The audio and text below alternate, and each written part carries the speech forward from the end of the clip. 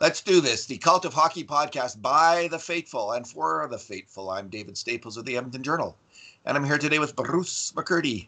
Hey, Bruce. Hey, David. How's it going today? Very well, Bruce. Very well. I have to say, my natural rhythm in life is a not more nocturnal than an early. I'm not a morning person, so as the lockdown goes, I'm finding it harder to get out of bed and easier to work late into the night. It seems to be my pattern. So the mornings are a bit discouraging, but I psych myself up, get out of bed, and get at it, and here we are. How about you? I've always been a night person by nature, and you know this for all the late night game grades I've written, and of course I do astronomy as one of my life's passions, which generally involves staying awake at night. So I watched the penumbral eclipse of the moon this morning at 2:30. So wow, yeah. What's penumbral? Just means the moon went through the outer shadow of the Earth. So just a light shading on one edge of the moon, very subtle. It's only for super hardcore geeks like myself. It's not like a deep total lunar eclipse where it turns red. It was nothing like that. It was just a little bit more evidence that there's the Earth casts a shadow, and once in a while it or part of it falls on the moon. So I heard the song Nick Drake's Pink Moon the other day, which had a bit of a revival a few years ago because of a Volkswagen commercial. Is there ever a pink moon? Yeah, oh yeah. There's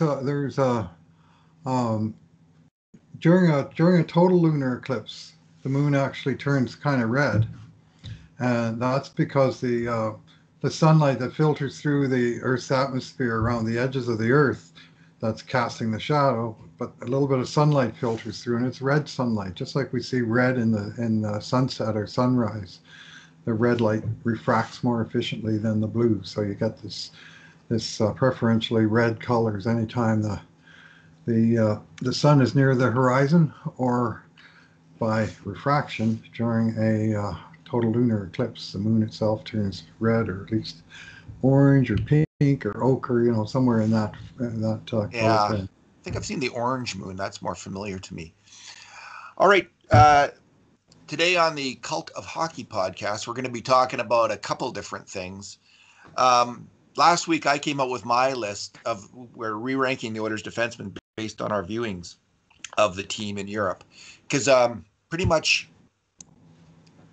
are all the prospects now playing with Kemp heading over there, Bruce? Is every single... All but Mike Kesselring, and he's going to start playing in the USA right away for his Northeastern Boxing Day. Did they put it off till then? Yeah, they put it off. Yeah. Oh, geez. Okay, well that's new. That was news to me. There's an update. So he's the only one sitting out. We'll see what happens in the States. They might get that vaccine pretty quick. Now, the other thing we're going to talk about, Bruce, is we've been watching these games from Europe now for month and a half now, 2 months almost. Solid month anyway. Yeah. And so it's kind of a weird way to follow Oilers hockey, because it's hockey with a little bit of tribalism and partisanship, which is one of the big joys of hockey, right? Is rooting for your home team. It's this is how we channel these sometimes violent emotions, these raw tribal emotions. They're channeled into this kind of safe way to express them through our devotion to team sport. And it's a big part of watching a hockey game is rooting for your team. It's when we're watching these games though of the Oilers players, like we might be rooting, you might have a little bit of that feeling watching them play, but it's kind of dissipated because it's Frölunda versus Vaxjo or something like that. And you don't give a hoot about either team, frankly. And you don't give a hoot about most of the players on the ice. So it's actually got to be that player, Oilers prospect, who is exciting you or not when you're watching the game. And by now, Bruce, I have a list of players I do not want to see. And I have that I don't like. The thought of watching their games just bores me to tears. Like just watching them alone, like watching their shifts in a game, it honestly bores. And some of these are decent hockey players, but there's other players I'm just thrilled to see. Like I just want to watch every single game that they play. And so let's go down our list. We don't have to get into the guys who bore us to tears because that might be a little bit negative. We might mention them now and then, Marcus Niemelainen, as we go along here. But we can let's just focus on the guys who really excite us. Who's your favorite? Like, if you had to pick one guy you were going to watch, and like, even if you're not even writing about it, who would you watch? Oh boy. It'll be a toss-up between the top two for me, Broberg and Bouchard. Really enjoy watching both of them play. Broberg's more of the dynamic player in terms of his skating and his ability to thrill you with an end-to-end rush or a particularly spectacular athletic play or sequence. Bouchard, just because I so enjoy his offensive mind and his ability to process the game and to choose wisely in terms of puck distribution, shooting a puck himself, rushing up the ice himself, or distributing it to the appropriate teammate. And he's got a real good processor on the offensive side of things, and he can be fun to watch for that reason. And plus, the actual skill of his passing and how dangerous his shot is from the point. So he's a fun player to watch as well. Yeah, for me, it's actually quite easy. I have a number one pick, and the other ones aren't even close. I would watch Philip Broberg's games. Mm-hmm. He is, and it's because of it. There's a couple things. I think one of the things that attracts me to games is the unknown. Like, here's a player that I haven't heard of before, I haven't seen much of before. Like, I was really curious to see Niemelainen's games initially, and Philip Berryland's games initially, because I hadn't really seen those players much. Yep. And Broberg's in the same category, where he's a bit of an unknown, especially in the pro league. And this is for you and I, at least, the first real chance we're getting to see game in, game out. And then the other unknown is with him is you never know which Broberg you're going to get during a game. There's some games where he's just where he's totally into it and he's taking chances. He's moving his feet. He's rushing with the puck. He's playing more aggressively on defense. And there's other games where he's much more passive. And it's interesting to think, okay, who is the real Philip Broberg? What are we going to get? And, being an optimist, and he is only 19 years old, playing in a man's league, there's a feeling like the good stuff is going to rise to the top. Doesn't always work that way, though, in hockey. Sometimes a player's confidence can be crushed. And it seems like it's almost like a confidence/experience thing with him. Like, as he gets more experience, he definitely will get better. But where will the confidence go? Like, where, that will to attack, and will that be crushed, or will he just, make up his mind he's that player? And it still seems like it's kind of in the balance, certainly when you watch his games. And I can't read his mind. I don't know what's going on inside or the instructions he's getting from his coach. But there's this mystery every time you tune into his games, it seems like, whether you're going to get, the Broberg who reminds you reminiscent of the great rushing defenseman of the NHL, or you're going to see a defenseman who will struggle to be in the top four in the NHL, like a top four D-man on his team in the NHL, like who would be a bottom pairing D-man, that's what some analysts see in him sometimes. And you'll hear that comment. We heard it from Mike Zanier, who's a former Oilers player now in Sweden and doing commentary over there, who sees him as he put it, as a 4-5-6 D-man. So a little less optimistic. So he's number one by far. And then Bouchard for me is number two, just because of his sublime skill moving the puck, Bruce. I agree with you. Like, it's just, he just strikes me as being really NHL ready. And it's interesting, if they hadn't signed Tyson Barrie, I think he'd be making the team for sure. Mm-hmm. I mean, he'd be a really marked improvement over Matt Benning, although I like Matt Benning's game quite a bit. If they hadn't signed Barrie, because you could also use Bouchard on the power play. Right. But anyway, he's gonna be in the NHL sooner than later. He's ready. It just strikes me as he's ready to play, and he's fairly consistently. Other than that, Puljujärvi's games, who I've watched a lot of. I'd like to see him score more, like all Oilers fans. But he there's usually a lot of positive activity in his games. He's not always cashing in, or his line isn't always cashing in.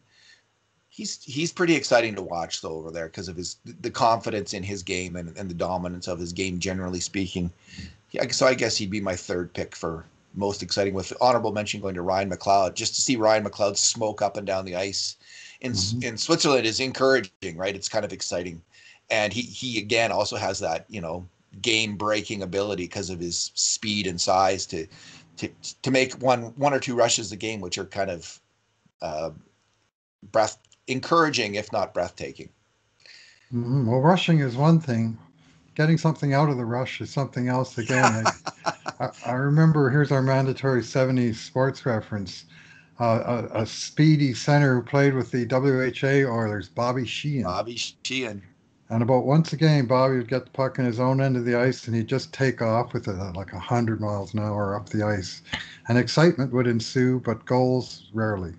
Murray Wilson's another one, right? Murray Wilson. And Ryan McLeod actually kind of reminds me, like, he's a little different player than Sheehan stylistically. Right. He is kind of more of a Murray Wilson type, and Murray Wilson had an okay NHL career. He was on some cup winning teams. So I do see an NHL player in Ryan McLeod. I'm just not sure what player that is yet, and I don't know if he's figured it out himself.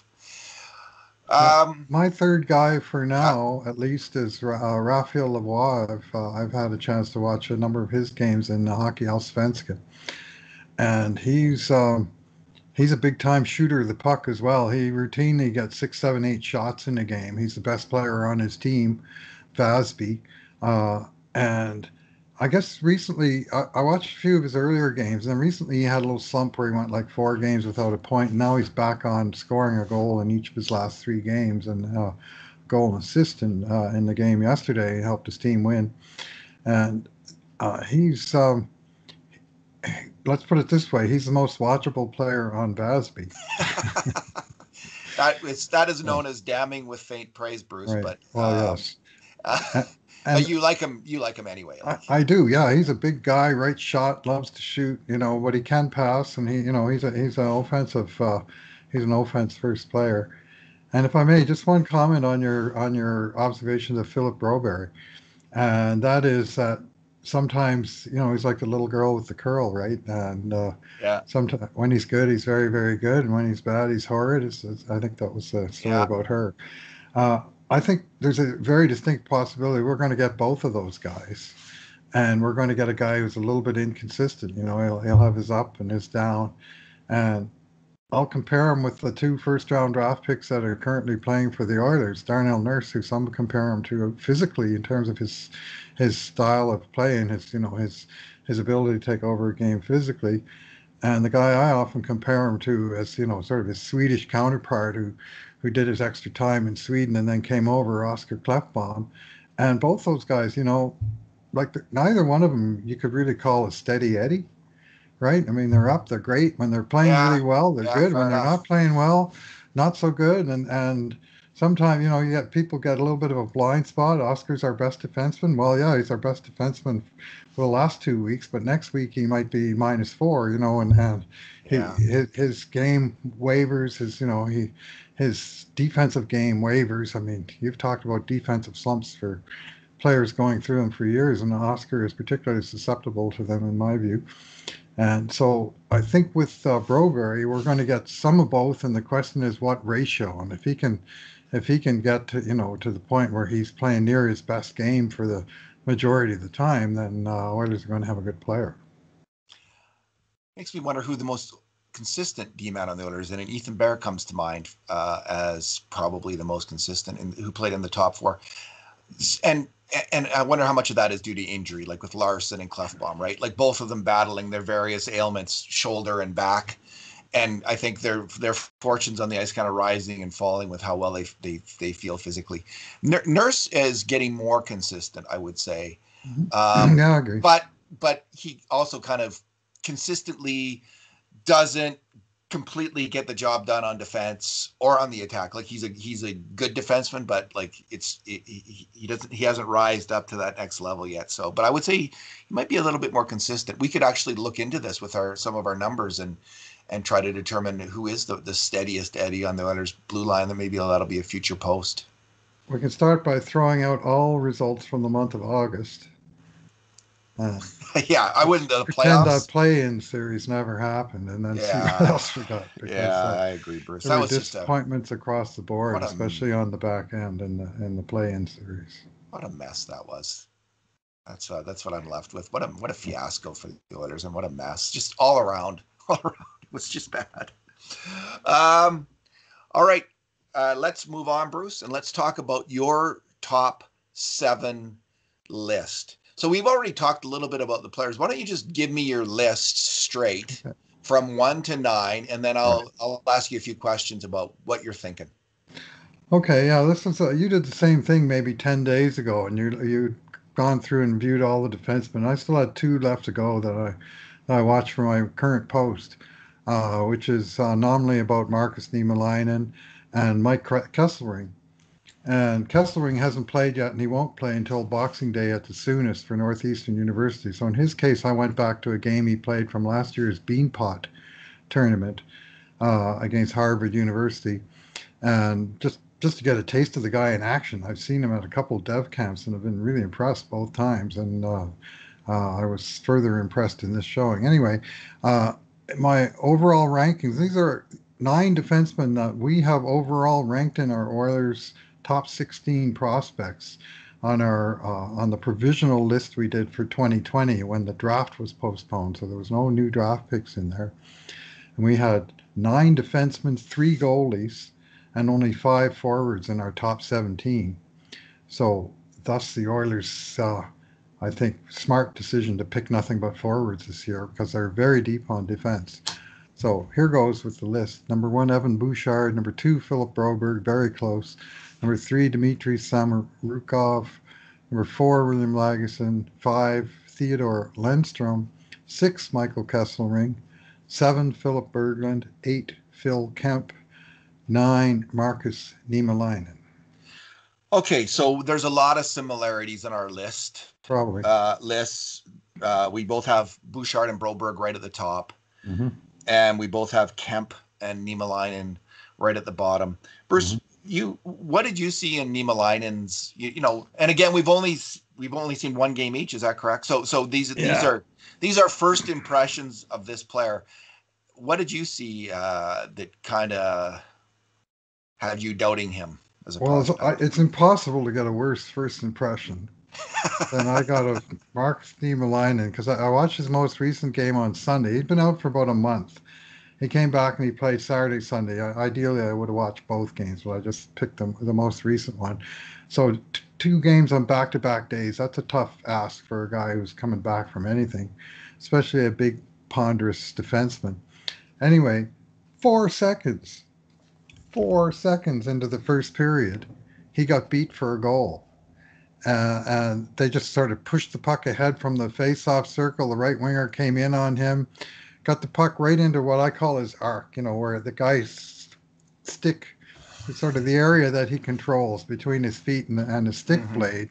Anywhere in there, the guy should be able to get a piece of the puck. Well, no, he didn't. The guy put the puck right in there, shot it through Niemelainen's massive screen, and beat the goalie from too far out. I mean, honestly, the goal is on the goalie more than anyone.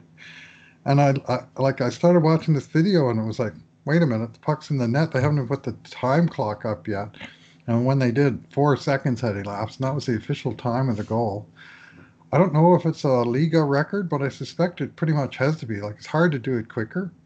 And what I do know is the NHL record after 103 years is 5 seconds fastest goal off the start of a game. It's never been done faster than 5 seconds in 57,855 games. I was curious enough that I figured out how many games have been played in the NHL without anyone ever scoring in the first 4 seconds.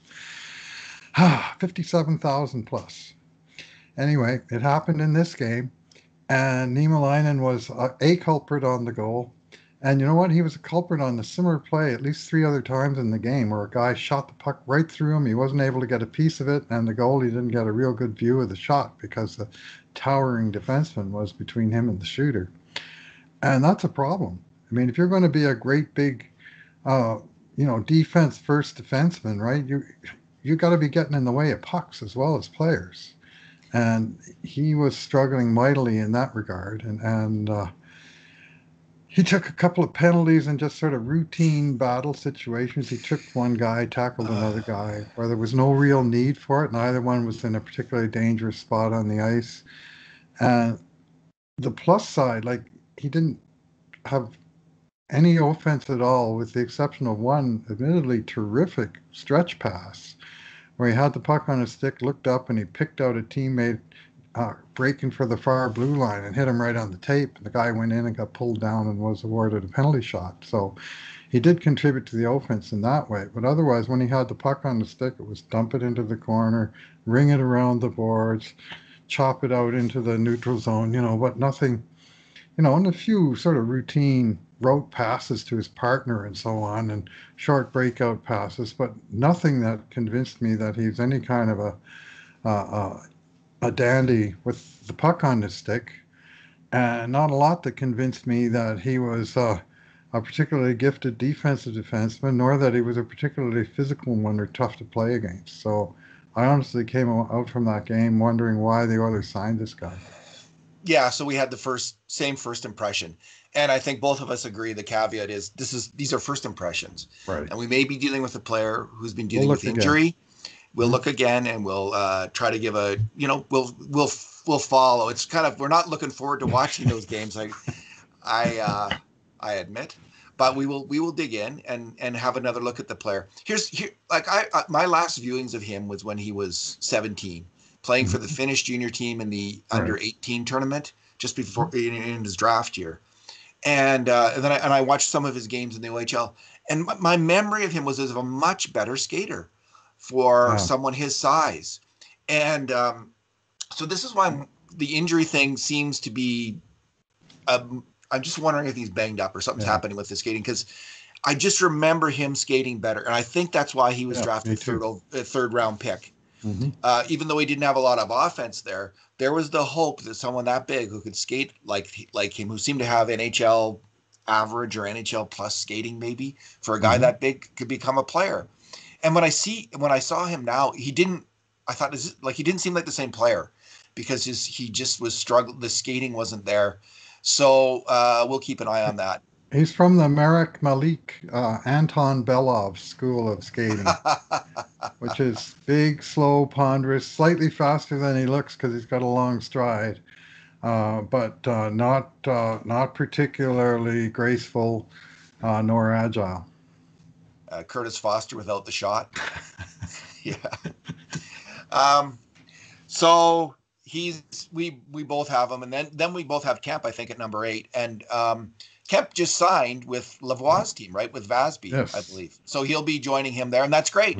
Like, how many players has Ken Holland placed in Europe? It's almost 15. I think it's 18 now altogether. Way to go, Ken Holland, and that's a huge thing for Kemp to be playing this year. It's probably kind of an equivalent league to the league he was playing with in terms of the talent of the players. There might be maybe even he's gone down a step in competition.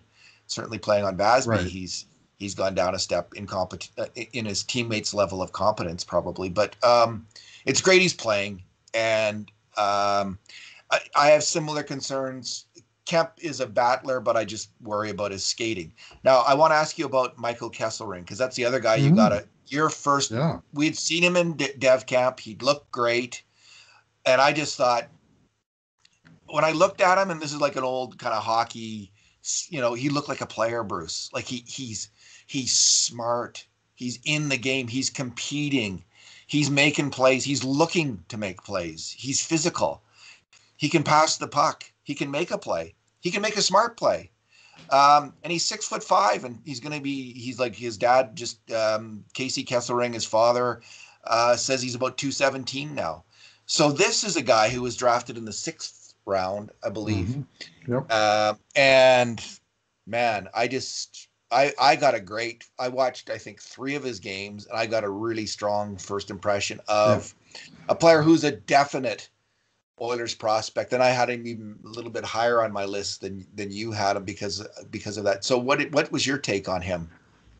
Yeah, I just made sure I picked one of the games that you hadn't watched so that, Yeah, we get an extra, we wouldn't be reporting on the same thing for starters. And so I did pick the semifinal from the Beanpot. For whatever reason, the final wasn't available, which they also won in double overtime, Northeastern, to take the tournament. Uh, but I liked his presence. I liked the fact he was a freshman last year, Northeastern, 20-year-old freshman, turned 20 during the year. And yet he was out there to start every period. He was put out there by the coach after every goal, except for the goal his own unit scored when they went off for a rest. He was out to finish 2 of the 3 periods. And those are sometimes just little signs from the coach of who he trusts, right? Who's out there. And, you don't want to be blowing it on the first shift, a la Marcus Niemelainen. or And you don't Marcus. want to, you want people you can trust out there in those specific situations, and right after a goal is one as well. So basically, center ice face-offs. Sometimes that's a tell. I liked his gamesmanship. He was clearly like his reads of the game were good. He was in good defensive position, but he wasn't afraid to jump up into the play. And when he did jump up into the play, he called for the puck. When he was open, and he was the right man to get the. You could hear it on the thing, calling for the puck, or he would be pointing to a teammate which way to go to cover somebody while he went to cover the other alternative. Just little things like that. And some some players do that kind of naturally, and other guys just go about their business and play quiet. And the Oilers team, as a team, has been accused of the latter for a long time. I'm going all the way back to Dallas Aikens. But Kesselring, he kind of stood out for me for that aspect. Like he looked like just kind of a natural who understood the game, not just hit what he had to do himself, but he saw the bigger picture. Was my take from watching this one game. So I I saw enough that I put it like I really broke my list down into 3 groups of 3, and he's in the middle group, and I ranked him behind Lagesson and Lindstrom, who are both older and closer to the NHL. But in the long run, honestly, Kesselring could have a better career than either of those guys, and potentially it's not even close. But it's so hard to project guys at different levels, different different parts of their development curve, playing against different types of levels of competition and so on. So I mean, it's a crapshoot anytime you do these rankings, frankly. But I came away more encouraged still that the Oilers have a diamond in the rough here in Mike Kesselring. Yeah, I did because my list is a bit more of a mishmash because you're trying to incorporate ceiling. What's the player's ceiling Yep. with because if you did just a list on their ceiling, what's the player's ceiling? I think I would have Philip Broberry number 1. I think Mm-hmm. he's got a higher ceiling, possible ceiling than Evan Bouchard. Mm-hmm. But I had Bouchard ahead just because he's has a higher level of established skill and is more likely to help right away. So Right. you're balancing those two factors with all of these players, and that's why I think and for me right now though I do think Lindstrom and Lagesson are comparable players right now because Mm-hmm. they're both similar age, Yep. and one area that we differ is I do have Lindstrom ahead of Lagesson. And I know that's might be considered a bit of a reach because Lagesson's played in North America, Right. both as a college hockey player and as an AHL player, and he was a very good AHL player. Mm-hmm. He's clearly ready to be a 7th D man in the NHL and maybe play on the bottom pairing and not hurt his team very much and be fine, like be as good as Matt Benning, for instance. But I just think Lindstrom has that added element to his game where if he takes if he can adapt quickly to the North American game, and I see that in him, because of his activity, because of his skating and his aggressiveness and his reading of the game, I see a player who I think can play the North American game. I see someone who could be more than a bottom pairing defenseman, possibly. What's the name of the Washington D-man who Chicago had first and then went to Oh, the? yeah. It took a while. Michael Kempney. Kempney. I just think this, these smart D-man, Hjalmarsson, who played for the Hawks for a long time. Mm-hmm. He's not. That's the ultimate ceiling, obviously, for Lindstrom. Right. But I see that kind of smarts and ability, and we'll see if it translates or not. So that's why I had him, because I really like William Lagesson as a hockey player. But what I really like, Bruce, is Mm-hmm. the Oilers are just stacked. Yeah. Like I feel confident in saying that, having seen these games. There's at least there's well, there's 6 guys, I guess, who seem like, or 7 guys who seem like, outside of, 6 guys, because I'm not sure on Berylin, Niemelainen, and Kemp. Right. But other than that, I see guys who either have the ceiling or right now or could be in the NHL. And there's a few of them could be right now NHL guys. And then there's guys whose ceiling is like Kesselring. He looks like he could play in the NHL for a handful of games, at least work his way to that level where he's going to get that opportunity, and we'll see where it goes. When you have this kind of young talent on the blue line, I just wonder what this team, like 3 years from now, who's going to still be there of this current group of defensemen on the Oilers this coming year. So, this year we have Nurse, Bear, Larson, Jones, Russell, Barry, Clefbaum. How many of those guys are going to be here? And for a team that has real salary cap issues ahead, this is absolutely critical for the Oilers, and they are set up in a way they haven't been in forever with young defenseman prospects. So good work to all the different people who have been involved in assembling this talent. And this goes back to Chiarelli, Keith Gretzky, Bob Green. Some of these guys are still with the Edmonton Oilers. Even Stu McGregor has had a hand with Lagesson, and maybe some of the other. He might have had a hand in the Bear Jones Marino bonanza. Way to go, all you people that assembled this group of Ken Holland, who assembled this group of players, because I'm impressed with them. Yeah, one shout out for a guy we haven't really mentioned yet, Dimitri Smorkov, number 3, I think, on both our lists. Or no, maybe he's number 4 on yours. Anyway, Yeah. he's made mammoth strides. Like last year, he was sort of a struggling, unsure rookie in the AHL, playing on a struggling team, and I'm not sure his role was ever sort of clearly defined on that team. But now 1 year later, he's in the KHL, a much tougher league than the AHL. In fact, the second best league in the world, according to most. Playing on the top team in the KHL, playing in the top 4, possibly top 2. I'm not really sure. Like we're only watching the shifts of the players of interest, and not the entire games. Not enough hours in the day. But he's been rock solid every game I've watched, and I mean he's just like a metronome. You look at the stats at the end of the game. He's played 18 minutes. He's got 0 points. He might have 1 point, but he's +1. He's +1 again the next game, +1 again the game after that, and he's like +20 on the year, leading the KHL. He and his partner, and they're barely getting scored on at all. Like I think they've been on the ice for 6 goals against all year long, at least at even strength.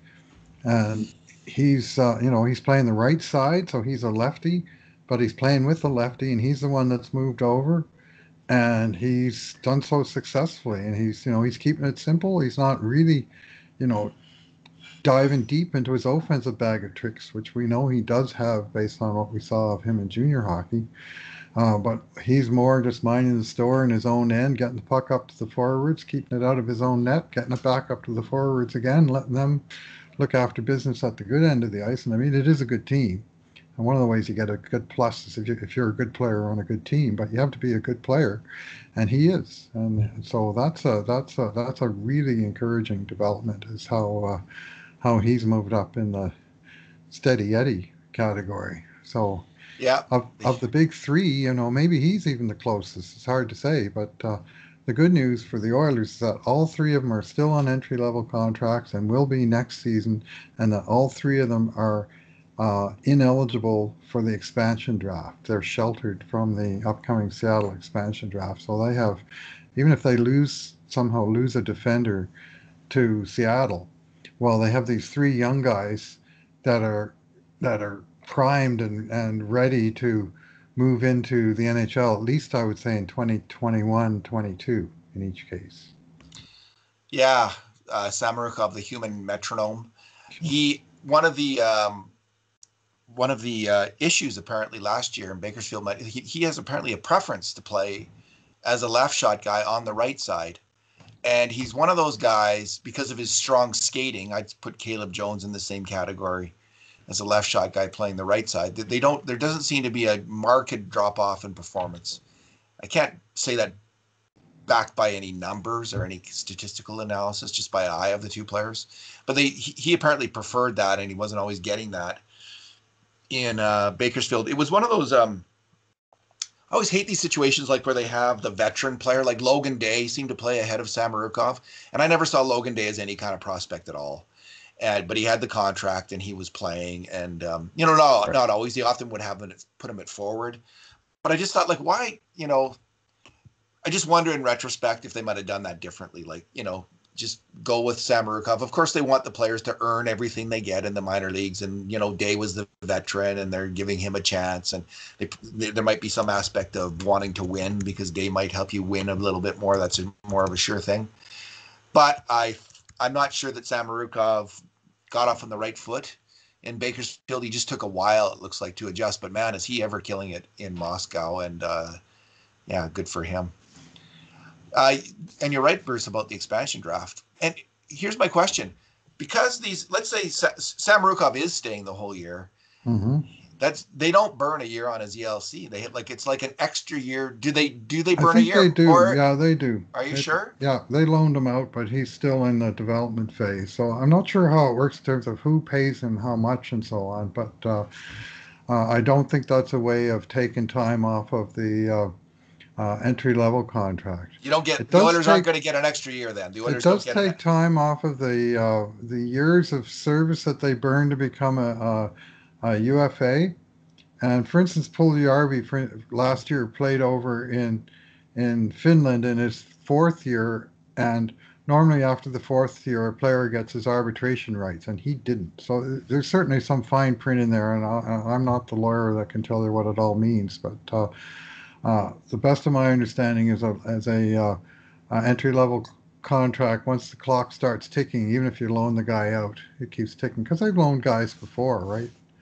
And it's so anyway, that's my understanding. And maybe we have a listener like, say, Original Posar, who is a lawyer, often corrects us, and who loves the fine print of the CBA, and maybe he'll pop in our DMs with a word of wisdom about how this affects Dimitri Smorkov. But as I personally understand it, this is the second year of his 3-year ELC, but he'll still have a year to go, and he remains exempt from the Seattle draft. So.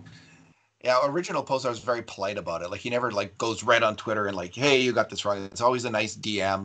You guys might want to think about this. That this is the actual rule that you didn't quite necessarily grasp fully in your podcast. Yeah, so that would be a good clarification from someone. If Samorukov plays the full year, because it's a loan situation. And I wonder if it's different if it's a loan situation as opposed to Puljujärvi going over there just on his own, kind of not alone, but yeah. Well, it's a different contract situation. Go ahead. Philip Broberry's loaned over there for the whole season, but his contract will slide because he's still a teenager, right? So it's not until they turn 20 that that those years start to count up. So he's loaned out, and that actually does push his contract back a year. And of course, the one thing to remember in all of this is that the European season is going to end in March or April, whatever, when the playoffs wind up. The NHL is going to be going into May, June, possibly even early July by the time they get, down to the nitty-gritty of the playoffs. So the Oilers could well get a second infusion of talent partway through the season of the guys who did commit to play for the whole year in Europe, but the year's over there and it's still really ongoing over here. So a guy like Sam Marukov, he could show up in April ready to go. And all of a sudden you got a new decision to make and a new option. Yeah, so that would be who's there for the full year. That's Kemp is now there for the full year. When he signed, I think I'm not sure about guys like. Sure. Allsvenskan's got looser rules. This Swedish Hockey League is the one that's the trickiest, and I think we'll see Broberry there for the whole year. I think. And But Lennstrom, do we know about Lennstrom if he's coming for camp? I think he was yeah, intending to come for camp, but yeah, he's still. he's planning to come over here, and the reason he was able to play in the top league and not the second division was because was an existing player that had some kind of contractual sort of continuity. And again, that the SHL, the NHL has a CBA. Well, so does the SHL have the equivalent of one. And some of this business of where guys go and how it works with their contracts. What all I can say for sure is that after 2012-13, when a whole bunch of NHLers came to play in the SHL and they all abandoned ship in early January when the lockout ended and left some of the SHL teams, without players, that they said, we're not going to let that happen again. We're going to have certain restraints in place that either players play the whole year or we let guys go because they've already given us previous service. And it's a bit of a dog's breakfast, and seems to be a different rule for every player. But there are the SHL took measures to protect itself. But I think Lindstrom is available to come. I don't think he would have gone back to his team because this was the year he was going to come over. It'll be interesting to see what happens, because if there's no AHL, does it make sense for Lindstrom to come over to be on the taxi squad? It might not. I don't know. Right. I'm doubtful. Like even Bouchard, does it probably make sense for him because he could be the seventh D man on the team, but being on the taxi squad in the NHL, is that such a great idea for development? Maybe if you've already played 40 games or 30 games in the Swedish league, that's palatable, and it does make sense given the way that NHL defensemen tend to drop down because of injuries. But yeah, Bruce, I'm just like when I think of the Oilers roster now, like there's all these players with questions because of age and injury, and that includes key players like Larson and Klefbom, right, and Chris Russell with age, who I think we already saw his game drop one notch last year because of age, and he doesn't have a lot of notches to go. But there are all kinds of players, and including this year. This year I don't think it's Broberry, but I do think it's it's Bouchard, Samorukov, Lagesson, Lindstrom, all decent bets. And you did a post on that recently. Who's going to be that seventh D man? Mm-hmm. And as we know, the seventh D man is going to play because players get hurt, they get banged up, and this is the seventh D man even without Klefbom on the team, I believe, right? Like it's right. Factoring in that he's not going to be on the team with Jones stepping into his place essentially. Right. So. Alrighty, anything the else? They only have 4 defensemen, not counting Klefbom. They only have 4 defensemen who've played 100 games in the NHL. And they only have 6 who've played 10 games in the NHL, with Bear and Jones being 5 and 6 on that list with a season and a bit each. And then you're down to already your 7th defenseman, Lagesson, with his 8 games. He's actually 7th on the depth chart in NHL experience with those 8 games. So you better hope that one of these young fellows is ready to make that step. But the fact is they got so much sort of redundancy and quadruple redundancy of several guys that might step in that you got to think at least one of them should be ready to make that step. It's also good news, Bruce, in terms of the coming trade deadline for the NHL season, whenever that is, this year. The Oilers don't have draft picks to trade. They just don't. Do they ever? But they do have. They could move 1 or 2 of these guys, 1 or 2, because there's not room for all of them. Is the truth, and I think other teams are obviously seeing the same thing that we're seeing. You want to improve your team. Well, this might be a way for the Oilers to pick up, let's say, that goalie that they might need in that moment to move forward, or that extra forward in that moment to move forward. So this this depth is going to come into play in a couple different ways. And let's not blow it. The Oilers have had surpluses of, like, all those draft picks in the 2015 draft, and they blew it. They made a bad trade, a really bad trade, and blew the surplus, blew the nest egg. Remember that great Albert Brooks movie where they go to Las Vegas and they sell their house, this couple, and they have the nest egg, and then they blow it in Vegas. That's what Charlie did. He blew the nest egg. So let's hope they don't blow this nest egg. Well, yeah, I mean, I go back as a Oilers fan, long standing of, is it possible to have too much depth? And the answer is yes, and it's yes because you have 15 forwards and you haven't got room for it all, that you decide to waive Ray Whitney, and then you decide to trade Miroslav Shatan for pennies on the dollar, because you haven't really factored where the guy fits in your big scheme of things. That's when having too much depth. You still got to pick the right guys out of that depth, I guess, is the moral of that story. Yeah, this is like, our podcast is like remembrance trauma revisited, remembrance of things past, where we feel what is the great Shakespeare poem where they, you feel that agony all over again. Can't remember the exact line, but that's what we go through now and then here, Bruce. That's the price we pay for being Oilers fans. Well, for remembering the aughts, well, the 10s or the aughts or the 90s, yeah. If we're going back to the 80s, we're usually in safe territory, and otherwise. Oh God, that's where the most pain, Bruce. Teeth. There's no more greater the pain than August 10th, 1988, like 1988. August 9th. Yeah. So let's not go. Yeah, there's some good memories there, but man, there's some real agony there as well. Alrighty, Bruce, I think that's it. Is there anything else that you wanted to say? Any other thoughts or?